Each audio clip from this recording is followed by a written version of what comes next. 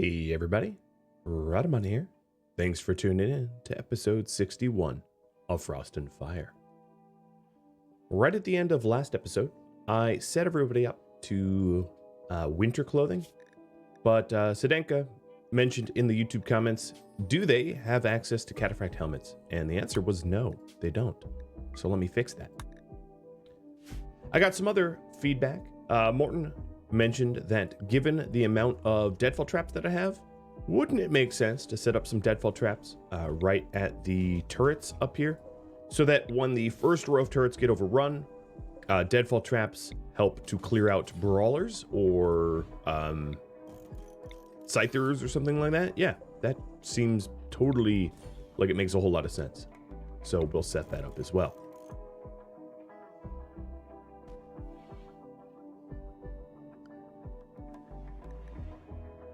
I'm hoping to be able to process a lot of this of these insects before it gets warm again. Now that does give me a pretty long time to be able to complete that task.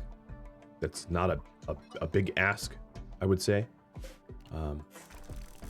given that we are in late September, or like 2/3 through September, and we're not likely to see, you know, food spoiling heat for quite a lot of months. Another thing I could do is go to animals and go to my gorillas, setting them up on restrictive hauling, and then allowing them to help out with slag and other things. So let's set the restricted hauling up so that my gorillas can help out.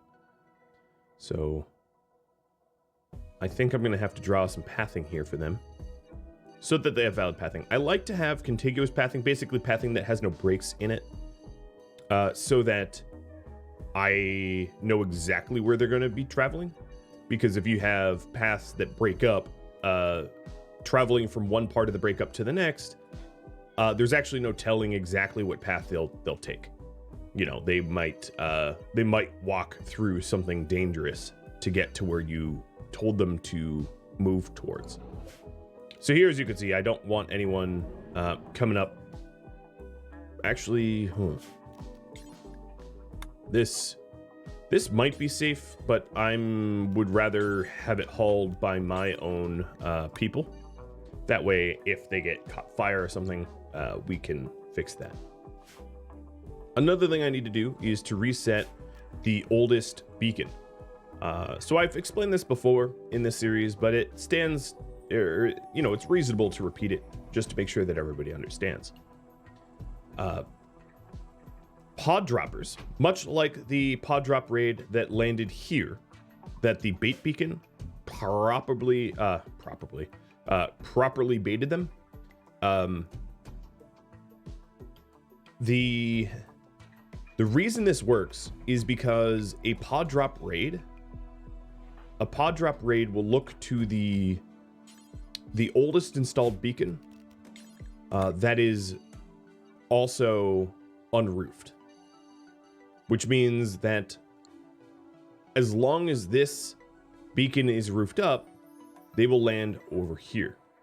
Now, I moved this beacon here to do the insect jelly trade, and as a result of that, this became the oldest beacon, which means that all of my trades will go out to this beacon no matter what.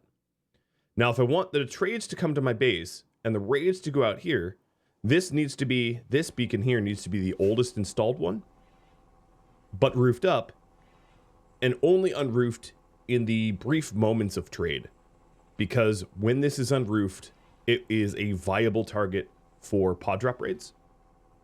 And then we roof it back up, and the pod drop raids will come out here. Where did that beacon just come from?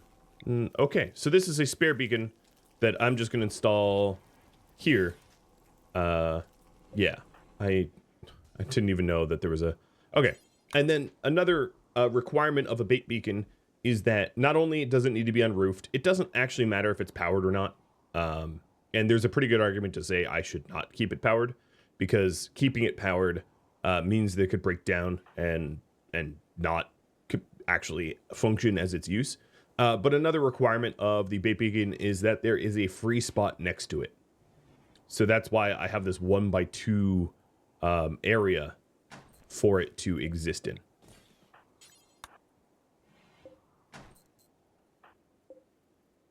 Vash, what are you? Okay, you're building roof. Phoenix, then you bring this one over here. And then now that I've uninstalled and reinstalled that beacon, it is now the one in my trade is now the oldest installed beacon, which is what I was trying to explain. Which means when unroofed, it is a viable pod drop target for that type of pod drop raid. And when it is roofed, the pod drop raids will come over here. So I hope I've explained that well enough. If you need a better explanation, go to Discord. The link to Discord can be found in the video description because Mr. Chimick, a member of my community, has created a flow chart about how all of that stuff works. So very, very, very useful if you want to figure out exactly how these things are decided, etc., etc. We have a pretty sizable amount of sort of cleanup and clearing to do. Luckily, Maverick already seems to be helping us. I did move the electric smelter out towards where the slag is.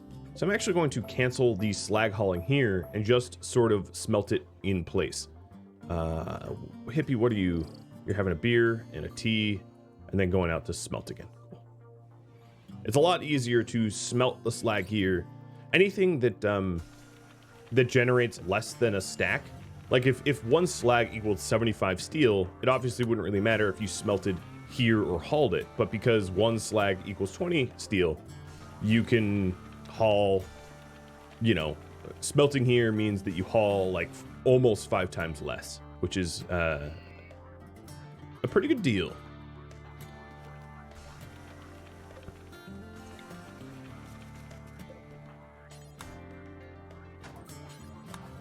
And this is just to get our steel back and set everything back to the way it was and should be.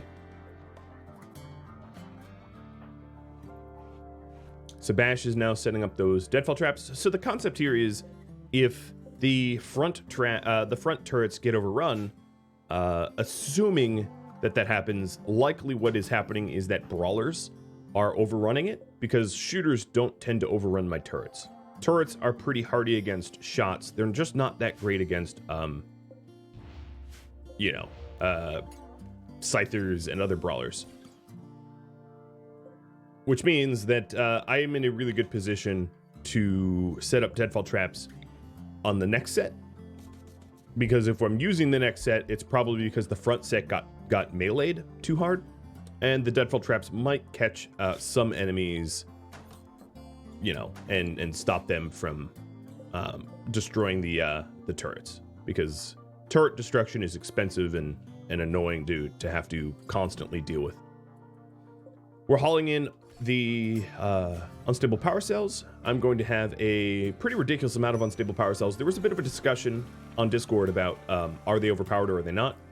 I would say not, only because geothermal generators have... My 2 geothermal generators are producing 7,200 watts of power with no explosion risk. And these unstable power cells, what do I have? I will have 15 of them. You know, at most, that's generating 6,000 watts when they're all set up. And each one of them is like a big old grenade if something goes wrong. Oh, another thing I'm going to need to do is these simple meals here. Oh, you're making... Okay. So I am currently starving because we were making fine meals before simple meals and no one was eating. Kind of a funny problem to have, but there we go. Now we actually have some meals for people. So sorry, everybody who is currently starving. That is unbelievably my bad. And I will fix that.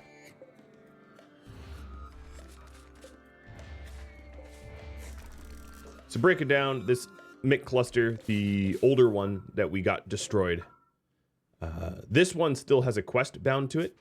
As you can see, the Scorch Cluster, I accepted 33 days ago. It's been sitting here, still standing against all of the crazy reapers that might come to me. And it's really unbelievable to me, but it has not yet been destroyed. Oh man. Well, someday, right?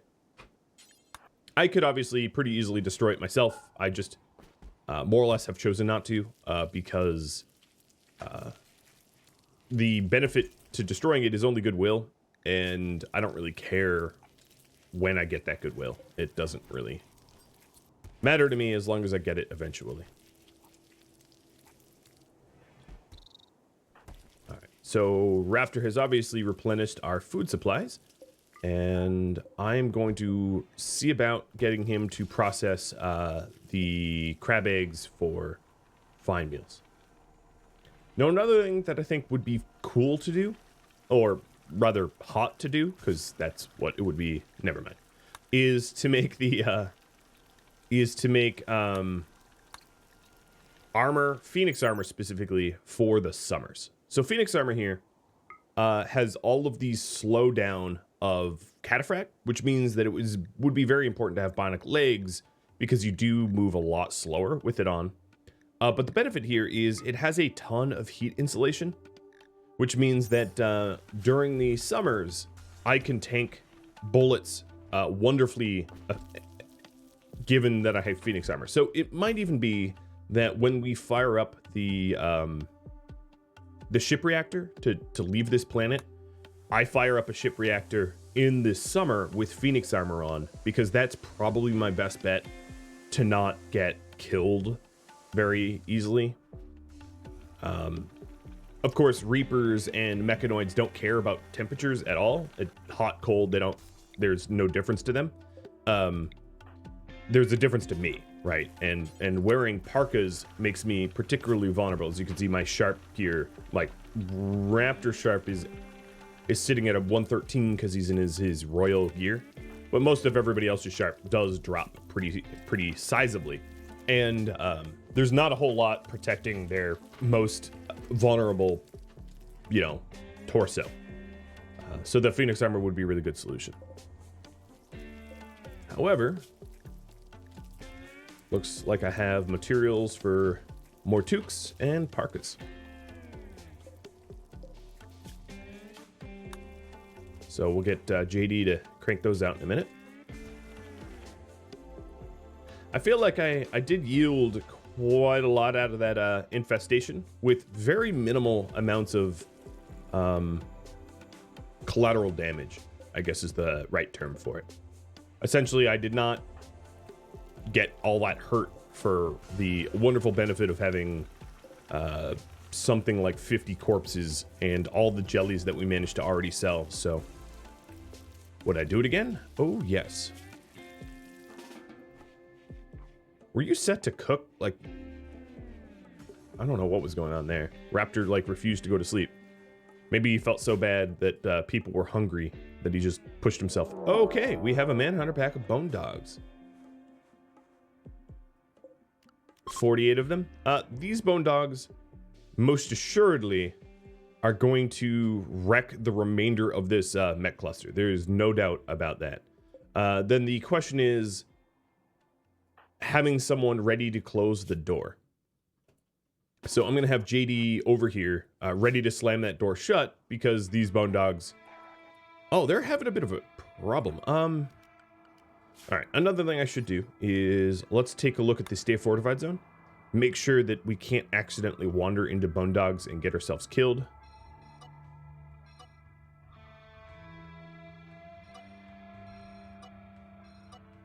And then there may still be some corpses down here left over from the battle. Now this, of course, this area is exposed to bone dogs, but I'm not that worried about it, only because it's pretty far away from where they are. Bash. Let's do some human lure. I know, that sounds so cruel. But, oh no, they seem to be moving. I think it was that there was no one standing out in this courtyard, and the bone dogs didn't know how to move to me. So the other thing I wanted to do is the stay fortified zone obviously will not include anything beyond my walls now, because presumably there's going to be a throng of bone dogs coming. And JD is just standing here to, maybe it should be Bash instead, to slam the door shut so that the bone dogs can't come into the base.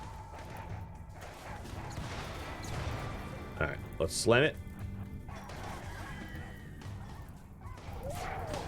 And there's simply no way that this mech cluster survives against this.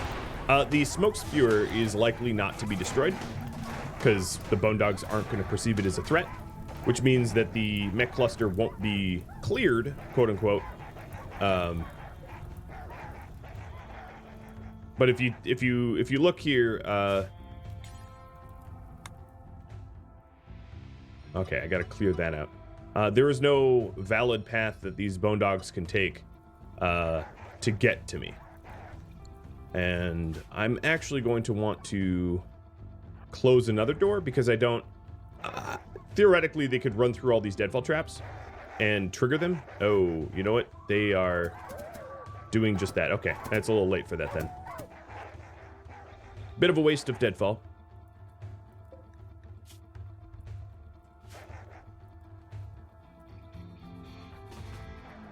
Bash, can you close it now? I wanted to close this door here. But it seems like as soon as I get close to it, bone dogs are drawn to the area. Right? Because they smell Bash or something, I don't know.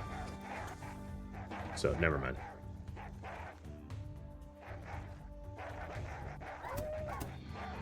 Maybe some of these bone dogs won't be Scaria rotten, and I'll be able to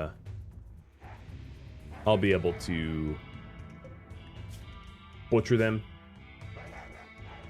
Do the temperature challenges of bone dogs, they don't make for... Oh, okay, now is when Gabe needs to never go past that point. Okay, so let's remove all of this from Stay Fortified because there's now a risk of the bone dogs found their way down there.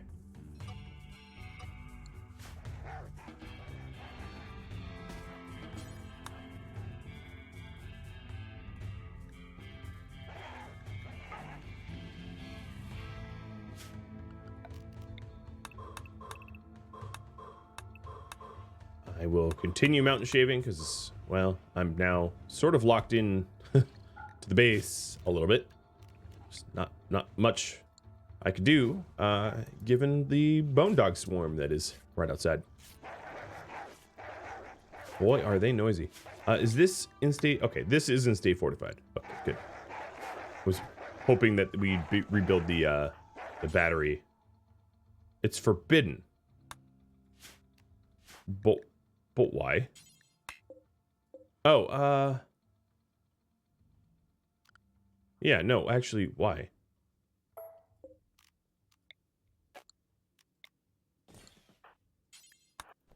I don't know what was going on there. I'm not going to pretend that I know what was going on there. I'm just going to build another one. Okay, let's charge up both sets of batteries. Yeah, we've got 29 bone dogs over here. We've got some of them peppering the landscape. It wouldn't be a terrible idea for me to, with rifles, try to clear some out, as long as I'm careful. Angelia, you are no longer to be able to attack, rescue, or even guard. We're just going to make sure to keep your tameness up. Because, and same with Cauterize, sadly. Cauterize, I'm sorry. Cauterize is full of sort of aging problems, and then she is full of brain injury. So between the two of them, neither of them really should do much manual labor anymore. Just the way it is.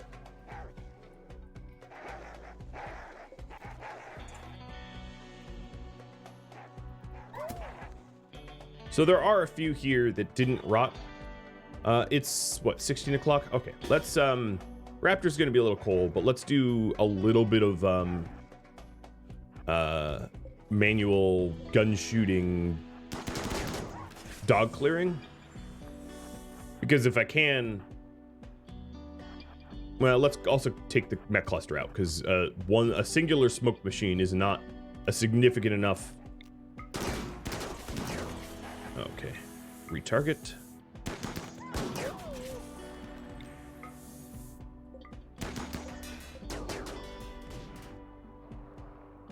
And these dogs have not realized that I'm exposed and ready to be attacked or whatever.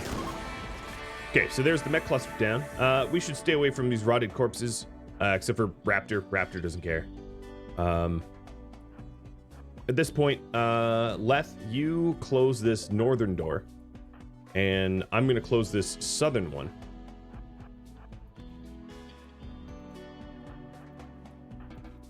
Which means that I'll be able to add this to the state fortified zone and clean up and replace the traps. I'm going to replace them with built traps. The traps that are laying here in this stockpile are emergency traps to be used if I don't have time to rebuild them. But as long as I have time to physically rebuild the traps, there's really no urgency as to the replacement. So here, as you can see, Bash is starting to replace them. And I'm also going to want to haul as many bone dogs as I can, because bone dog leather is going to be incredibly useful, and bone dog meat, I needn't say, is also incredibly useful. So we'll get that underway.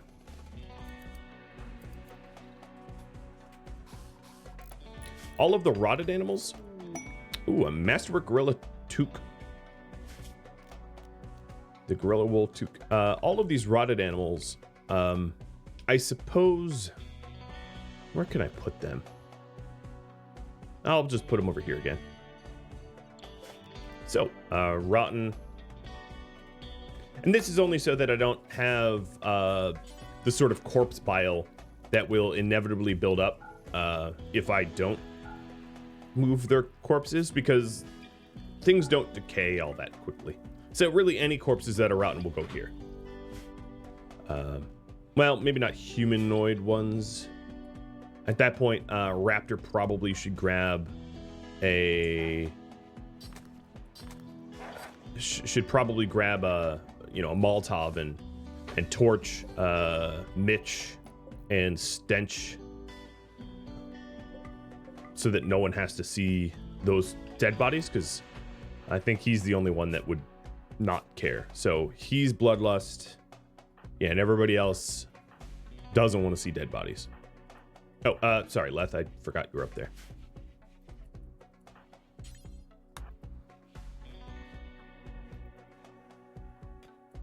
But then that also means that these corpses eventually will be torched as well, once it's safe for me to do that. These bone dogs, I do, probably tomorrow morning, I will make a concerted effort to clear them out and shoot as many as I can. Because that's a lot of potential meat and leather. Now, I am on the hardest difficulty, which means that most of what most of the, if you're wondering, the difficulty effect for Skria, the higher the difficulty, oh, here's a mech hive scattered all over. Never mind. This is about to get very spicy. But what I was going to say is the difficulty of the game increases the chance of instant rot when you have Skria.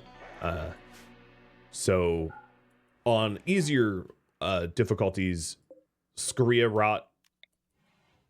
won't rot that many bodies, and on harder difficulties, the vast majority is rotted. So it looks to me like we've got a little Scyther in here. Let's check the rest. So yeah, another Scyther. Maybe they're all Scythers. If I go to numbers and to enemies, all Scythers. Okay. Now, if I mouse over the threat indicator here, I can see where they all are, because I want to make sure that I account for all the ones that are inside the base. So this one's not inside the base. Not inside the base. The other issue now is I don't have a valid path for the Scythers to get to me. And unlike a Manhunter, they are going to destroy a path. So I need to make sure to open a path, which means using turrets now.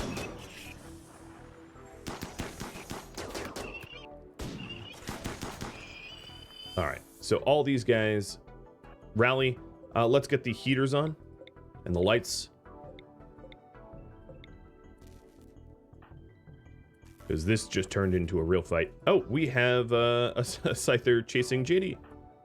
Cool.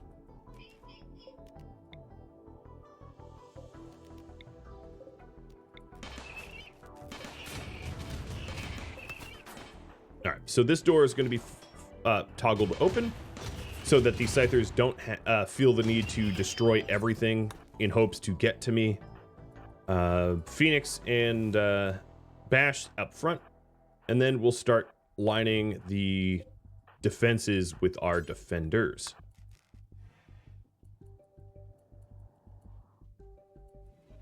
Now, I think what I'm going to do is turn these off and try to shoot so the Scythers are coming in only a few at a time. So what I might do is step up front and try to just gun them down to save steel and reloading and all that. Because I do have a significant amount of firepower. Now, granted, it's 3 in the morning and moods are going to be an issue, and light levels are going to be an issue because I mentioned this a lot, but let me show you. If you take a look at my movement speed, as you can see, due to the light level, I move at only 80%. Now, I do have 2 bionic legs on pretty much everybody, right? But if you take a look at how fast I move, 4.48 cells, and you take a look at a Scyther. Now, right now, the Scyther's climbing over barricades, but the Scythers move faster than me only at night. During the day, I will outpace them due to light level, but during the night, they are more deadly. So that's why, and the same is true for bone dogs, or all animals, right? All animals are not affected by level, so these bone dogs move at 5, which means during the night I can't outrun them, but during the day it's no problem. Where's this Scyther going? There was another YouTube comment about giving Lethrington the legendary rifle. So here's the thing: Masterwork and legendary weapons get a damage bonus. So if you take a look at the legendary rifle here, it does 22 damage because due to its quality, it does 50% more damage than a base weapon. As you can see, base is 15. Masterwork weapons will do 125% quality damage, which does mean that to some degree or another, it would be worth my time to have JD try to craft up Masterwork weapons for everybody at least, because Masterwork weapons do not require inspirations, whereas legendary ones do. So you can reliably craft up Masterwork weapons if you try enough, but for legendary, yeah, not so much. You need an inspiration, but I digress. So the reason why I thought that Leth could use it is if you take a look at the weapon, its accuracy is quite high. So let's look at short. Short and medium accuracy are probably the most relevant for a rifle such as this. 96 and 83%. And Leth here has a very low skill for shooting, which means that if I gave Leth a regular charge rifle that has, let's say, a short and medium of 64 and 55%, I would be missing a significant amount of additional shots. So I sort of theorized that maybe perhaps due to the fact that that Leth here has a low skill, would benefit most if I allowed Leth to equip the legendary rifle, because the benefits of equipping a legendary rifle for Leth are a lot higher than other people's. That's a lot of bone dogs.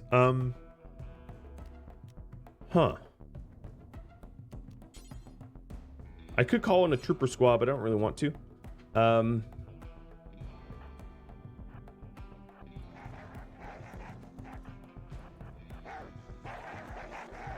I'm actually going to slam the door shut. Why didn't... Oh, because it's not actually set to close. Okay, let's fall back. Good job, me. Solid work. All right, we're going to be using some steel here. Spin up those mini turrets.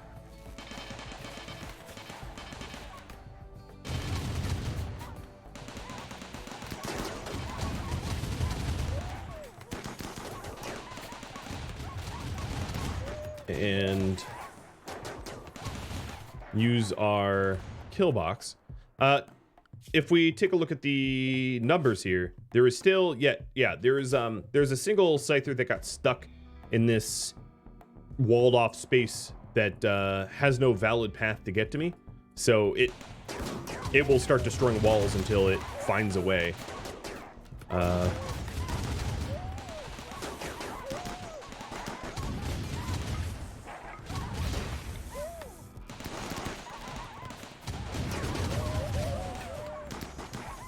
I would say that worked out fine. Bloody, but fine. All right, let's get Mr. Scyther down and then let everyone sleep. Because... oh, there is still one bone dog out here. Is there... let's check numbers. There's there's one conscious bone dog, which is this one. And then there's one Scyther. Oh, the Scyther got free. Let's meet it out this way, then. So the Scyther broke the door. No surprise there, because it was the weakest link. Where'd that other bone dog go? I hear it. Well, I can always check numbers. You are here. Got it.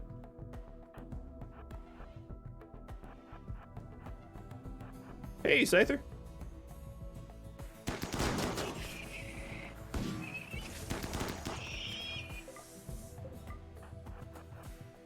Okay, I don't want to get too close to the rotted corpses. But we are now cleared. Not only are we cleared, we can be unrestricted. Well, I'm going to actually keep everyone restricted. The reason being, I don't want them to... Here, don't eat there. I don't want them to see the rotten corpses for mood purposes. But I'm going to keep everyone restricted except for Raptor. Raptor is once he rests and all that, Raptor is going to help to deal with, oh, there's nowhere to haul this, to deal with the corpses. Let's also allow all and shut down these turrets, which did a beautiful job of slicing and dicing those the bone dogs. I'm not considering taming any bone dogs because if you take a look at their temperature tolerances here, as you can see, they have a more narrow temperature tolerance than gorillas or even crabs, meaning that they're only useful when it's temperate. And it's just a lot of extra added micromanagement if I have a bunch of pets that are only useful when it's temperate. I don't want to do that to myself. Animals. Wow, I never restricted you guys. Well, I'm glad that never bit me in the bum. So, Raptor, I'm going to have you consume a nice meal and then go on a bit of an errand. I would like to start to clear out the corpses. And in fact, if I could burn enough corpses to trigger a rain, that would be like fantastic. I wouldn't have any problems with that. So RimWorld is programmed that if enough stuff is on fire, rains will happen, and it's because rain is a little it's a little processing hungry, and in order to make it so that people's lower end machines don't absolutely cook themselves when there's massive forest fires, the game is designed to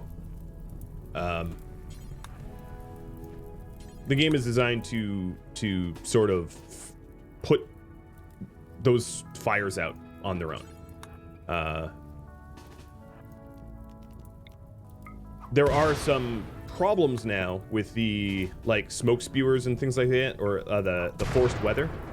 You can end up with more or less planet-wide or entire map tile-wide fires when you have a forced weather event.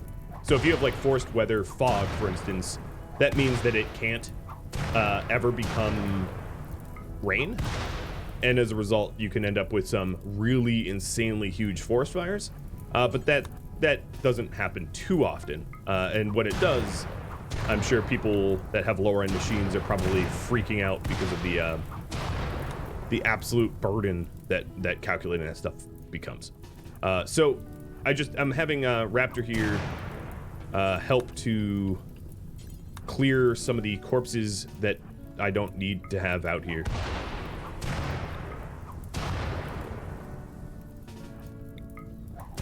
Hence giving him the fine meal first so I could have him work extra hard. And I am sort of hoping to be able to trigger rains because the map is now covered in blood, and washing away the blood with a little bit of rain would be kind of nice. Or I guess snow, given the current temperature, the current external temperature. Okay, there's still a few bone dogs up, and some of them might actually stand back up, I'm not sure. But there is a pretty sizable amount of the rotted animals cleared out, except for, of course, the ones. But I can't burn these because I would end up burning all my cables. You know, I would end up burning my base more than the animals themselves. Ooh, throwing a party. All right, let's go attend a party. Raptor, where's your weapon? Oh, here it is. So, taking a look at the damage, for instance, the Masterwork Sniper Rifle does 131, whereas the good ones will do 25. That would be the damage bonus to weapons. Melee weapons get damage bonuses at every tier. Ranged weapons only get them at Masterwork and Legendary. A little bit of a difference.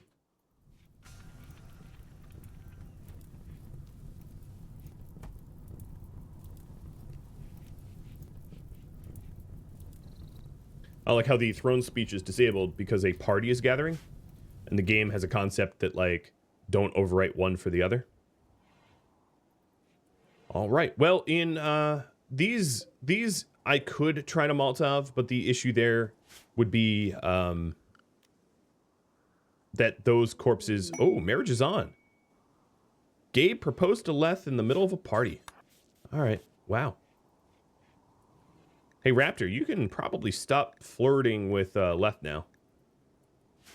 You're also... Oh, was that Bash? Yeah, you guys are a little old for a 19-year-old. I'm just saying. Not trying to judge too much. Well, no, I am judging too much. Stop it. Right. I would say it's an appropriate temperature to turn off all coolers, as it is negative 54 C or 66 Fahrenheit. I don't think we're ever going to get back to a point where it's a problem. I'm really, really eager, because we did kill all of the bone dogs. I'm really eager to get a ton of bone dog meat, and then potentially put let's put fine meals back on the typical menu here. And JD got an inspired surgery. Sweet. All right. I will start to fire up. I'm monitoring the base temp. So this ground penetrating scanner is still temperate. With the 3 heaters there, we can still use it. Now, Raptor's been busy doing other things, but I'm going to have Leth not mine right now. I think there's other more important things for us to do, like hauling and butchering of animals. Now, my butchery is totally full. I'm going to micromanage them to clear it out a little bit better because... Oh, hello, you are on your feet.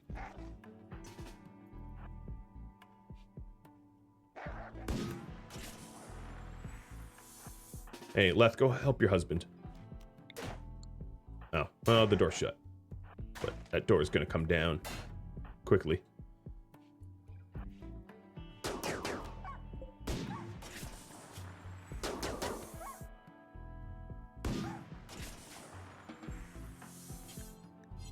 All right, at this point, I can schedule unrestrict for everybody because I think all of the human corpses out there are dealt with. In fact, I could go to corpses.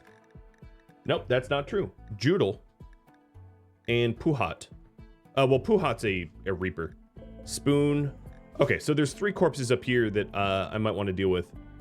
And they even... Well, the biocoded weapon doesn't really matter. Okay, well that's good to know. I'll clear them out. That was from the trade caravan that I called in. That did not fare all that well.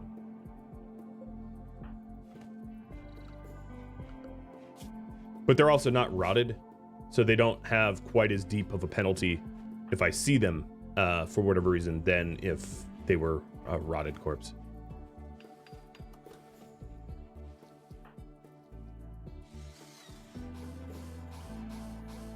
Okay, we have almost all of our deadfall traps rearmed.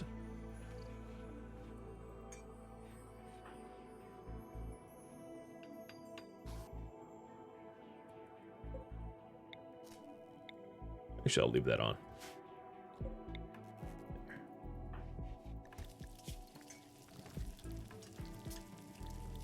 All right.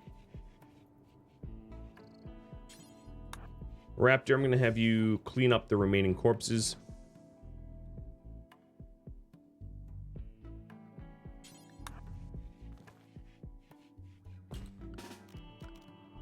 The bio-coated... Oh, we already hauled the bio-coated... Wow, someone already came up here to grab that bio-coated rifle. Bio-coated rifles, obviously... Oh, we got both of them? Dang. They are of no benefit to us, because if they're not coded for us, we don't use them.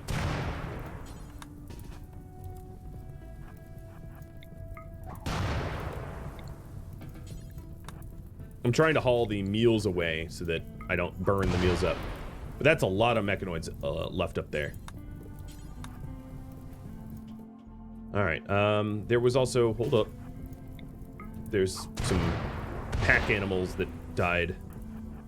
If I'm out here, I might as well clear them. They didn't seem to have a lot of HP, because some of them on one throw disappeared.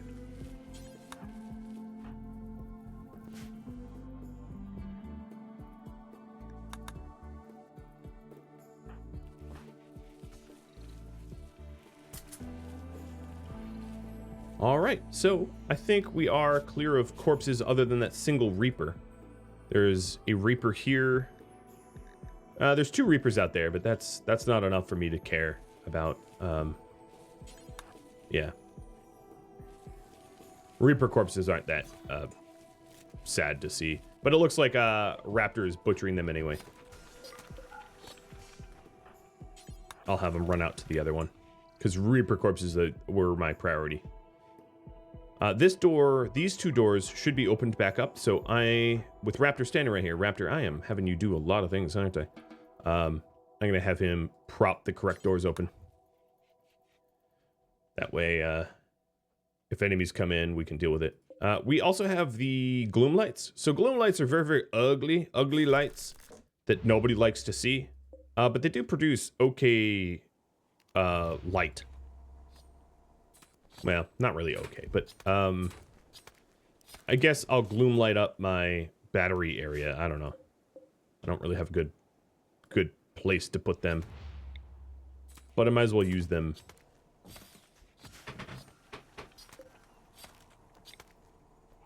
All right, Gabe, we're not going to be doing that anymore. This is going to be quite the bucket of insect meat. This will keep us fed. Or foul meat, I should call it.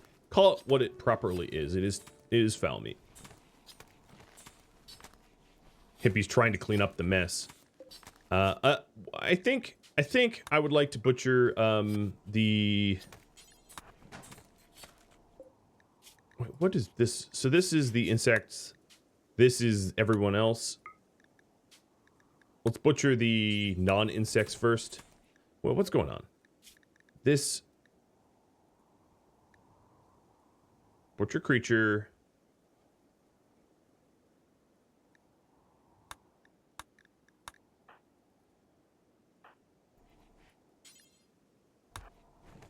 I'm trying to figure out why I can't butcher them. Allow fresh. All animal corpses that aren't insect. Ingredient. Oh, this is forced for bash. That explains it. Well, bash will do it in a sec. But I unrestricted it so everyone could do it. There we go. Because Raptor was getting a little bit of a hypothermia while being in there.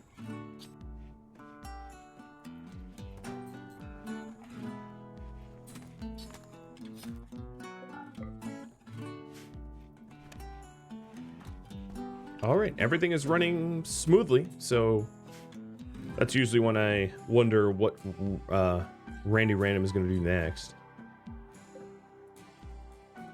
I do think it important to try to get all of the bone dogs, so I'm going to, anytime I see any person near where the bone dogs are, I'm going to have them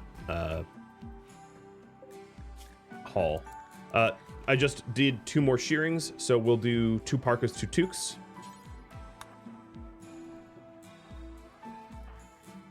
Hippie, that is a...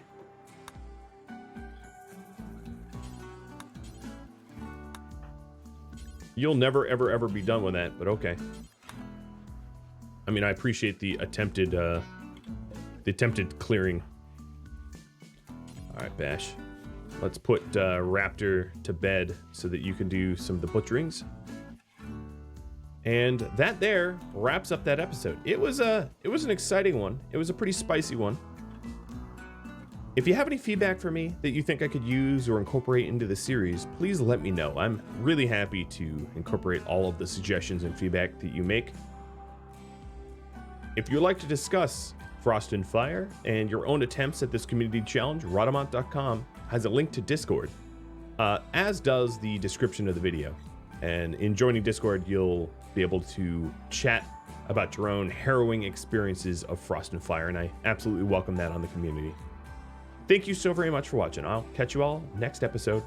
Farewell, friends.